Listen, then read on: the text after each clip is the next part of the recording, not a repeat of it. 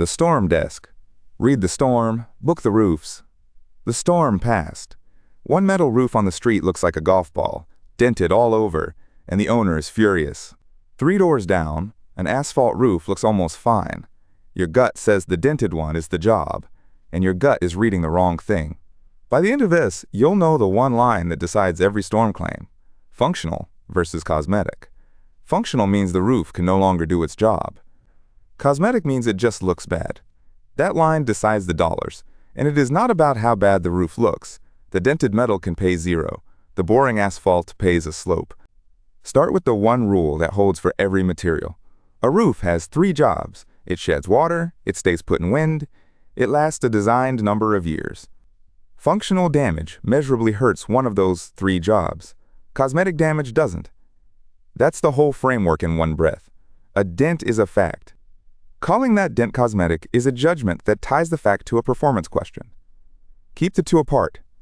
Here is what I saw, here is why it changes the job. When a report skips the why, ask for it. Here's why the I fails. On asphalt, the functional hit is a mat fracture, a bruise. The mat is the fiberglass layer under the granules that holds the shingle together. A stone cracks that mat, and the spot feels soft, like the bruise on an apple. It hasn't leaked yet. It will. The Insurance Institute for Business and Home Safety fired lab hailstones at real shingles and watched the cracks let water through. A bruise can look fine from the ground, while an ugly, scuffed shingle beside it is purely cosmetic. The functional axis is read by touch, not by eye. Granules confuse more roofers than anything on the roof. They're not decoration. They're the shingle's UV armor. Light scatter that still leaves the mat covered is cosmetic. Granule loss that strips a spot to bare asphalt is functional, because the asphalt below now dries, embrittles, and cracks, and that spot fails years early. So the test is not how much granule you see in the gutter. It's whether the mat is exposed. Read the mat, not the gutter. Now the metal roof from the cold open. The industry position, reflected in the Institute's hail guidance, is that denting a metal roof changes its appearance, and current evidence does not show the dents themselves reduce its ability to do its job. So the call is never just the dents are cosmetic, done. It's the field dents are cosmetic, and the seams, coating, fasteners, and gutters all checked out. A crack in the coating exposes bare steel to corrosion, and that part is functional. Check the parts that fail, not the parts that show. The line moves with the material. On tile or slate, functional means a unit cracked through or slipped, because that breaks the water plane underneath. A chip that doesn't penetrate is cosmetic. On wood shake, a split that goes through is functional. A ding on a sound shake is cosmetic. On a low-slope membrane, the flat roofs, functional is a puncture, an open seam, or trapped water. A scuff is cosmetic. Same hailstone, 4 different lines, because the deciding question never changes.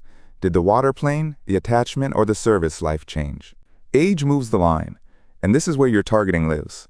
IBHS aligned testing found that naturally weathered, repeatedly hailed shingles can be roughly 10 times more susceptible to damage than new ones. So an old roof crosses from cosmetic to functional at a smaller stone. A 4-year-old roof in the center of the swath usually took a cosmetic-only hit. A 16-year-old roof on the same street crossed the line. Roof age is a band, a range, not an exact date. But it tells you which roofs the storm could plausibly have worn out. Work the older bands first. Here is how a disciplined inspection draws the line. First, it works slope by slope, not roof by roof. A storm from the southwest hits the south and west slopes and leaves the others clean. One verdict for the whole roof, skips the basic step. Second, it marks a test square, a chalked 10 by 10 area, and counts only the functional hits, the mat fractures, as hits per 100 square feet. Many carriers treat roughly 8 to 10 per 100 as enough to call that slope. The functional count is the one that matters, not the total marks. Separate the cause, because the adjuster will. Hail leaves a random, directional, spatter pattern, often with collateral dents on vents and gutters that confirm a real event. Blistering is a manufacturing or ventilation issue and shows up uniform across the whole roof, regardless of direction. Foot traffic follows the path a person would walk. Storm cause goes to the insurer. A defect goes to the manufacturer. An install error goes to the contractor. 3 buckets, 3 desks. Now the part that turns the line into dollars. Many policies in hail country now carry a cosmetic damage exclusion. Insurance.com lays out the typical wording. Wind or hail that marred, pitted, or dented the surface, altering its appearance, but did not stop the roof from keeping out the elements, is excluded. So if that endorsement is on the policy and the storm dented the metal without breaching it, the payout can be zero. A cosmetic label on a report does not by itself decide the claim. The policy does. Read the declarations page and the endorsement schedule first. Here's the line you cannot cross, and it is not subtle. Your job is to document what you see and write an estimate. The claim itself is not yours to run. The insurer decides coverage under the policy. The homeowner owns the claim, and the deductible is theirs to pay. You don't waive it, you don't absorb it, you don't promise approval. The National Association of Insurance Commissioners puts documenting the damage and keeping records in the homeowner's lane. The day you start negotiating coverage, you're an unlicensed public adjuster. That's the whole rule. Document it so it survives an adjuster. For every finding, separate the observation from the conclusion. Shoot it at 3 distances, a wide shot to fix which slope, a medium shot of the test square so the density reads, a close shot of the bruise with something for scale. Tag each photo to the slope, because the storm-facing side tells a different story than the sheltered. For every mark, record the likely cause and name what you couldn't reach.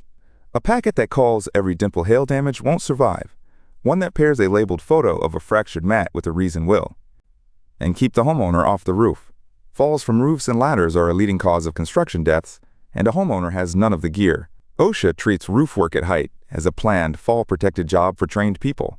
So a coverage dispute is a paperwork problem. Nobody wins it by climbing a wet, storm-hit roof to count bruises. From the ground and from inside only. Missing shingles, dented gutters, granules in the downspout, a fresh ceiling stain. Then a qualified insured pro climbs and presses the mat. The label gets settled with photos, never a ladder. Here's where Roof Predict fits and where it doesn't. It pairs an estimated roof age range with storm physics modeled per individual home, scoring which roofs in a storm footprint were most likely worn out, instead of flagging every house the storm passed over.